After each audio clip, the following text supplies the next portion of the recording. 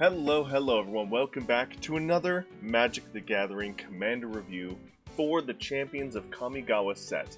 Today we are talking about Shimatsu, the Bloodcloaked. So we are almost done with the Champions of Kamigawa set, and my goodness, there has been so many amazing commanders like this one here. We're going to get right on into it, but I'm just going to let you guys know, after making all of these presentations for you all, there is still several more to talk about in this set. It's a very big set, and they're very popular commanders. So, without further ado, Shimatsu the Bloodcloaked is a legendary demon spirit. It has a power and toughness of 0/0 with a mana value of 4, 3 generic, and 1 red. And then it has this interesting line of text for its ability. As Shimatsu enters, I'm going to read the errata text. As Shimatsu enters, sacrifice any number of permanents. Shimatsu enters with that many +1/+1 counters on it. So this is a very cool and interesting card. Definitely a unique build around, especially for mono red, but there's some fun stuff we can do for this commander. So let's get right on into it. First, let's talk about card rulings. There is one card ruling for this commander. You sacrifice the permanents before Shimatsu enters. So you can't sacrifice any creatures that enter at the same time it does. Essentially, when you read this card, you should read this card like you do any blue clone creature. Because most clone creatures will have the text something along the lines of, this creature enters as a copy of blank. This reads the same way, just with the words in a different order. As Shimatsu enters, sacrifice any number of permanents. A clone will read, this creature enters as a copy of blank. So, treat this like a mono-red clone, but instead of copying a creature entering the battlefield, you sacrifice things before it enters to make it very, very big. And it is important to note that this is any permanent. You can sacrifice your creatures, your enchantments, your tokens, and your lands. You can sacrifice every permanent on your board state to make this as big as you can. And a card I chose to synergize with this commander is Mob Rule. There are a lot of threaten effects in mono red. So we can threaten our opponent's creatures, steal them for ourselves for a turn, and then be able to play our commander and then sacrifice all those creatures so we don't have to sacrifice our board state to make it very big. And speaking of that, the deck that I am building with this commander is a theft deck where I am trying to threaten or steal any of my opponent's cards, creatures, anything like that. Very popular to do in red, and there's really cool ways of doing it. And then I'm going to, of course, use those cards and creatures, etc., to then pay the cost for making my commander very, very big.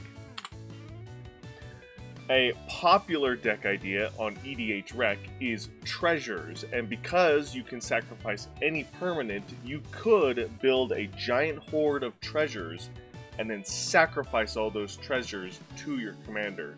And I don't think I put it in this presentation at all, but one of the ways that you could do a win con for this commander is, again, it's very popular to do in mono red, is you sacrifice your entire board state, but before you do that, you make just enough mana that once you've sacrificed your entire board state and you've played your commander, you still have a little bit of mana left over that you can cast a fling spell and then fling this creature, this commander, at one of your opponents for hopefully lethal as a finisher for the game. But aside that, with treasures, it's a good treasure commander because you can sacrifice all the treasures, and treasures have a lot of synergy to build around. There's a lot of cool decks you can build.